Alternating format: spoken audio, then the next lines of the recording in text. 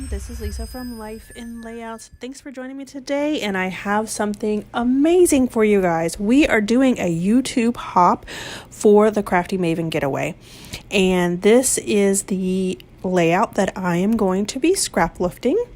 So the design team members of the Crafty Maven Getaway decided to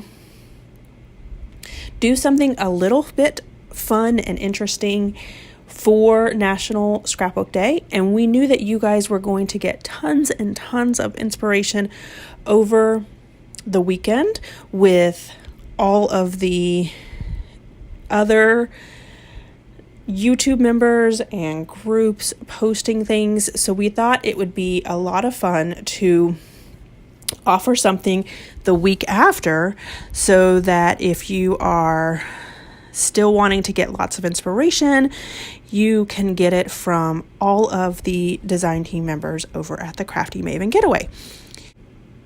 We decided to scrap lift each other, and I got Sandy, and she did this amazing layout, and I will post the link below to her video of how she created this layout.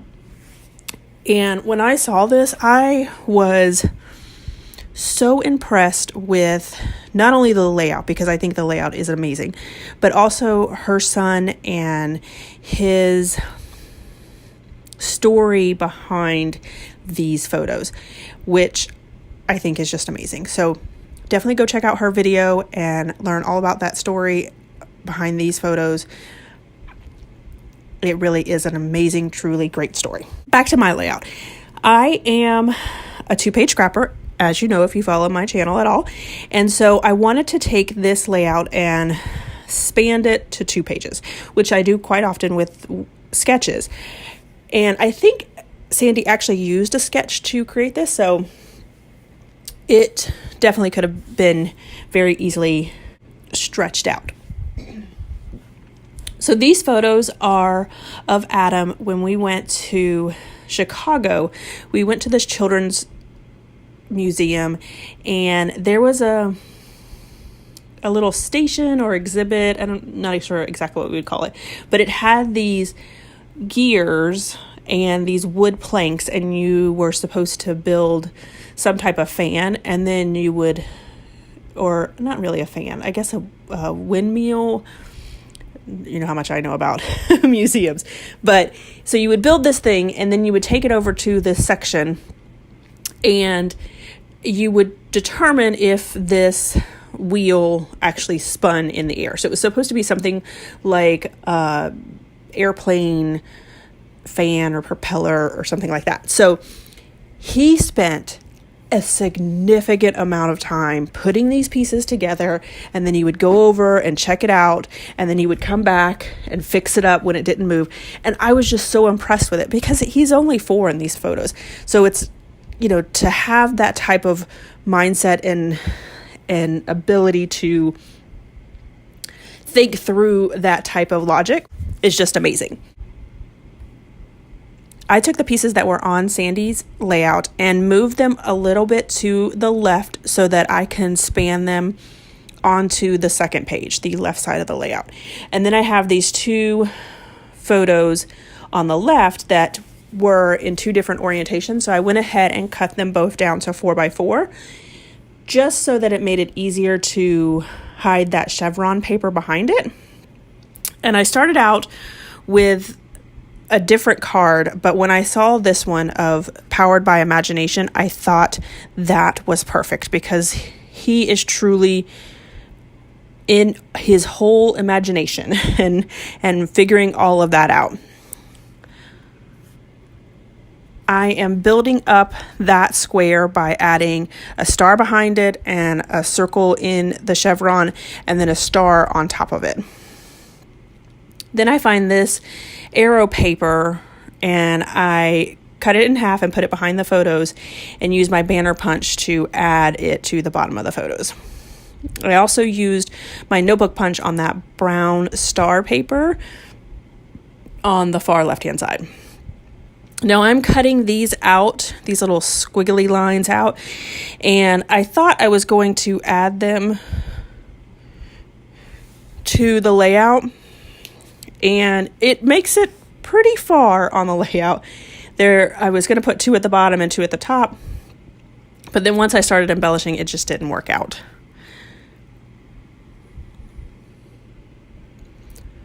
I used the Hickory Smoke Distress ink by Tim Holtz to ink all of the edges of my papers, and it's a grayish color, which I really think matches all of the gears that are on the left-hand side. Then I'm going to use my ATG to adhere everything down.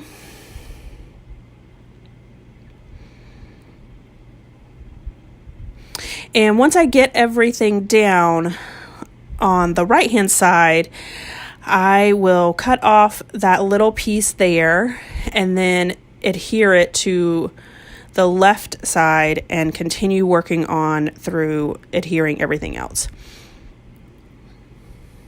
So definitely go check out all of the other ladies. I will have a link posted below to all of the other blog videos and so that you guys can go and check them out. There are tons and tons of inspiration. I love the fact that we were given a person in the design team to scraplift, and we decided to take that and run with it, which I think is an amazing thing to do, because all of us on the design team there's just so much different types of inspiration. And I think that for me, at least, you now have Sandy's 1-page layout, you have my 2-page layout of this design, and I think that that is going to give you lots of inspirations and lots of ways to do different types of layouts.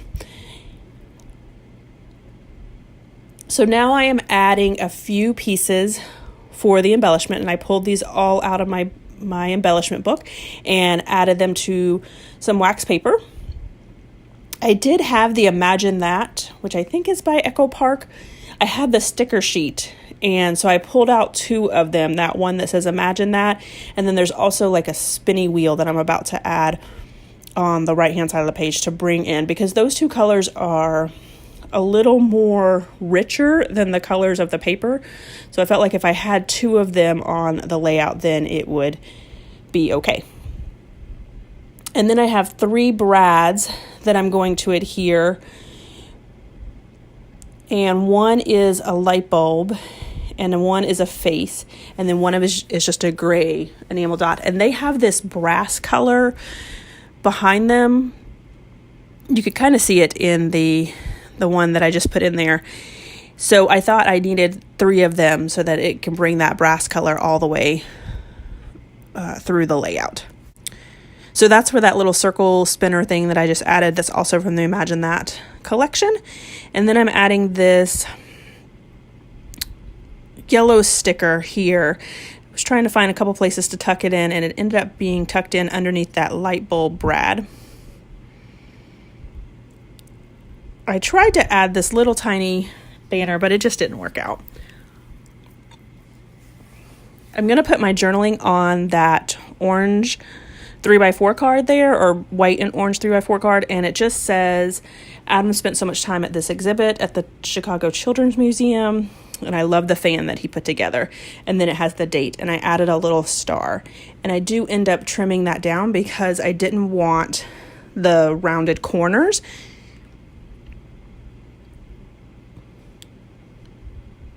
I wanted more of a square. Once I get it down on the layout, I realized that I was going to be covering up that banner piece. So I go ahead and take it off, and then I'm going to tuck it underneath the journaling block. So it's going to add a little more length to my banner piece.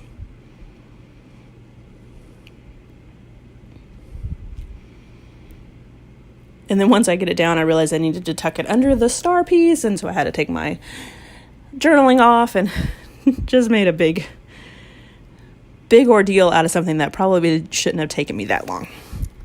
I added that yellow star, and then I realized that I probably needed to add something to that circle, because my original thought was going to be that I was going to put the date there, and then I forgot about it when I was doing my journaling. I went ahead and added the date to the card.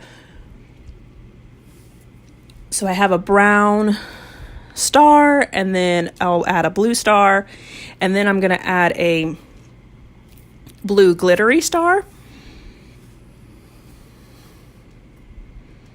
And that circle is, the circle paper with the stars on it is from the line, from this paper line, and I just used my circle punch to cut out the circle with the banner, and I love the way that turned out. Then I used these stickers from Ellie Studio that says enjoying this, and I add it right on top of that circle there, so it brings all of those 3 pieces together, so it's not just looks like I just put 3 pieces down. So that is it for me. Here is my final layout and a couple of detailed shots. If you enjoyed this video, if you wouldn't mind giving me a thumbs up, definitely check out the ladies down below. I will have their links to all of their videos as well. Thanks for watching, everyone, and have a scrappy day.